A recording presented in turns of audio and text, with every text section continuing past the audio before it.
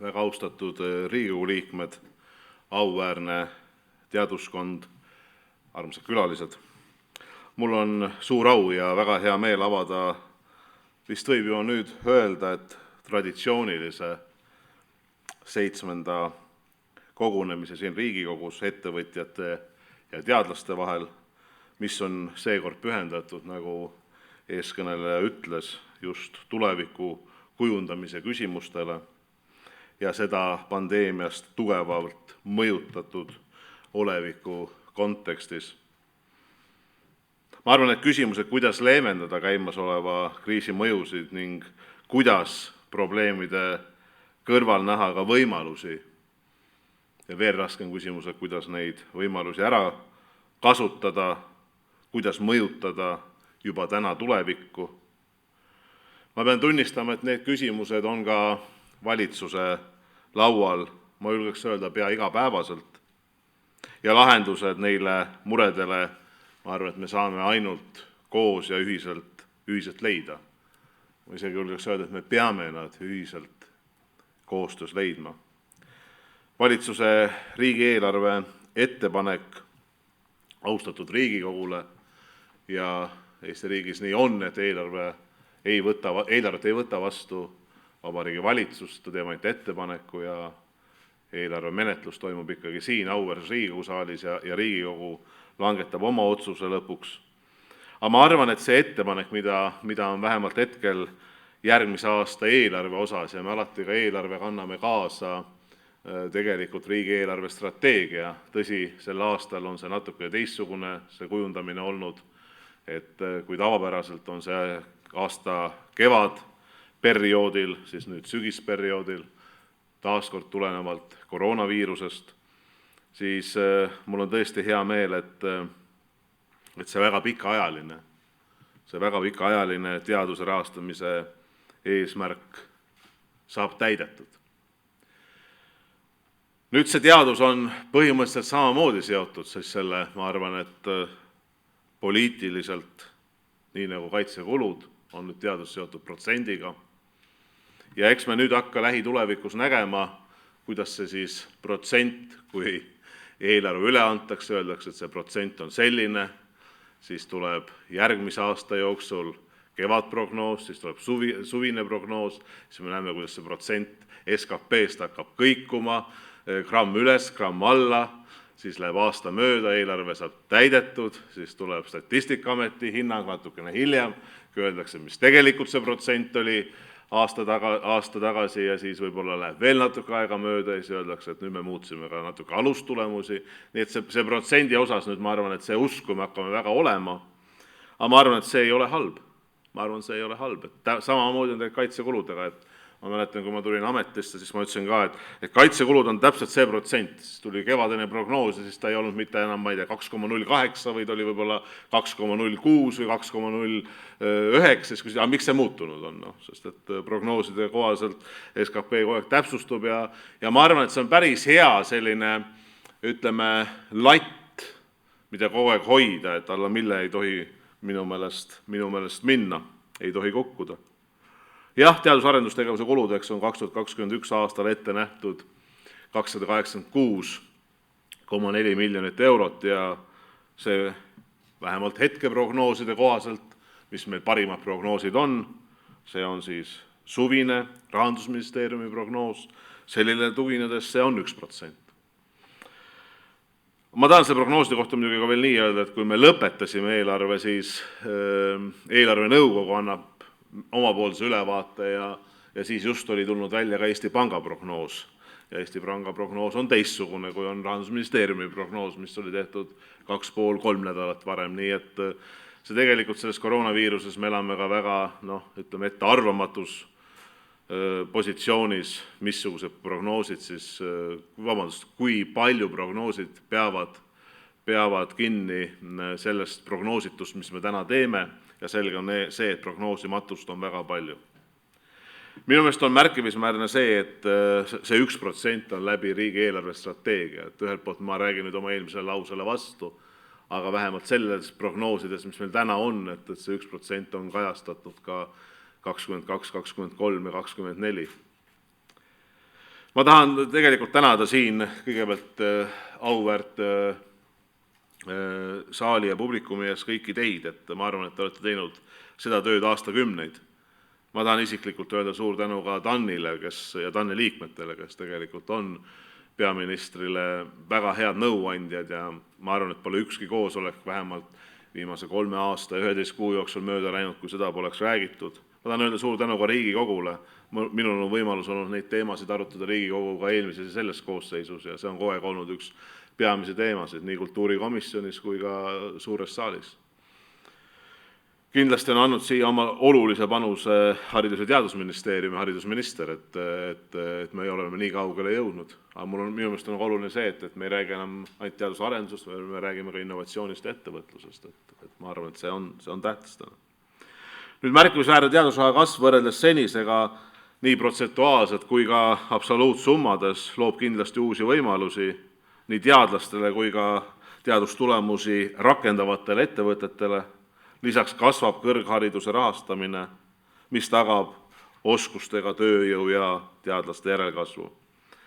Selleks suunanäitaks tulevikku on kindlasti selge visioon, mida kajastab Eesti pikaajaline arengustrateegia Eesti 2035, mille valitsus 8. oktoobril heaks kiitis ja Riigikogule arutamiseks esitas. Selles dokumendis on pikaajalise koosloome tulemusena koondatud meie olulisemad arenguvajadused, sihid, tegevussuunad soovitud kursil liikumiseks. Ma usun, et see on hea dokument, mis Riigikogu tasandile võikski jääda strateegiadokumendina, mida Riigikogu hakkab siis oma nägemusel uuendama, kas iga-aastaselt, kas 4 aasta tagant, kas veel tihemini. See on juba Riigikogu otsus. Mul on hea meel, et ka see näeb ette, et tegelikult kõik ministrid on nüüd kohustatud Riigikogu ette tulema. Ma arvan, et see annab ka parema silla ja ütleme seose seadusandliku ja täidesaatva võimu vahel. Ja loomulikult selline igapäevane tegevuskava, et 2035 osas, et see jääb valitsuse tasandile. Me kindlasti püüdleme selle poole, et meie inimesed oleksid tegusad ja tervist hoidvad, ühiskond oleks hooliv ja koosmeelne. Meie majandus oleks tugev, uuendusmeelne, samas vastutustundlik ning elukeskkond selline, kus me kõik sooviksime elada. Selle kõige saavutamiseks toetab uuendusmeelne teadmiste loomist ja kasutamist väärtustav riik.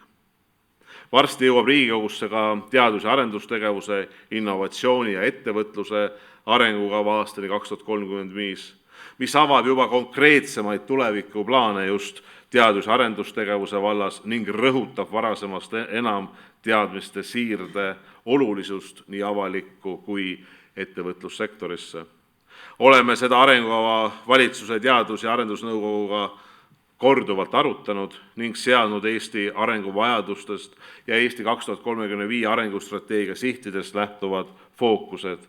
Need käsitlevad nii meie kohalike ressursside väärindamist, digilahendusi, tervishoiutehnoloogiaid ja teenuseid, nutikaid energialahendusi kui Eesti ühiskonna, keele ja kultuuriruumi arengut. Teemade täpsustamiseks ootame kindlasti teadlastelt ja ettevõtjatelt ideid, mis aitaks meil ühiskonnana areneda ning leida ka uusi kasvuvõimalusi.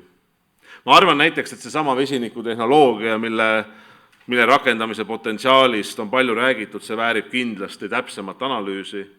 Ma ootan siiralt huviga ettepanekuid, mis võiks veel olla meie kasvu järgmised vedajad, mis pakuvad teadlastele, ettevõtjatele koostöövõimalusi ja loomulikult seeläbi arendavad meie armast Eestimaad. Suvel koos käinud majanduse elavdamise ekspertkogu liikmed rõhutasid, et ka tänases raskes kriisiolukorras tuleb majanduse toetamisel pidada silmas just pikaajalisi eesmärke ja kasutada ära soodsaid võimalusi majanduse struktuuri muutuste kiirendamiseks. Nad leidsid, et eesmärgiks tuleb seada majanduse tugevdamine just eeskätt innovatsioonis, digitaliseerimises ja keskkonnasäästlikkuse kaudu. Meie tuleviku oluliselt kujundavate nii-öelda rohe- ja digipööretega tegelevad praegu kõik arenenud riigid. Nõudlus uute kesklike lahenduste järgi kasvab suure kiirusega nii Eestis kui ka rahvusvaheliselt ja Eesti teadlastel ja ettevõtetel on kindlasti teadmisi ja kogemusi, mida jagada ja millest uued konkurentsieelised välja kujundada. Nende võimaluste ärakasutamine toetab meie majanduse taastumist ja kindlasti loob pikaajalised arenguvõimalused nii teadlastele kui ettevõtjatele. Ma usun, et ka COVID-19 tingitud olukord, milles me oleme nüüd juba rohkem kui pool aastat elanud, on jaganud meile palju väärtuslikke õppetunde ka tulevikuks. Oleme õppinud hakkama saama olukorras, kus info lähema tuleviku kohta on kogu aeg mitte napp, vaid ülinapp ning pikemaajalised prognoosid võivad olla samuti ebatäpsed. Ma hindan kõrgelt meie teadlaste valmisolekut end kiiresti mobiliseerida ja alustada uuringuid COVID-19 ja selle mõjude teemal väga erinevates eluvaldkondades, sealhulgas näiteks viiruse leviku, varustuskindluse tagamise, vaimse tervise, viiruse levikut pärssivate materjalide ja kriisi sotsiaalse majandusliku mõjude teemal. Olen kindel, et süsteemne lähenemine aitab meil selle proovikiviga hästi hakkama saada ja tulevikus kriisideks veel tugevamini valmis olla. Üheks kindlaks tugipunktiks on olnud valitsuse töös ja see on kujunenud koostöös professor Irja Lutsari juhitava teadusnõukojaga.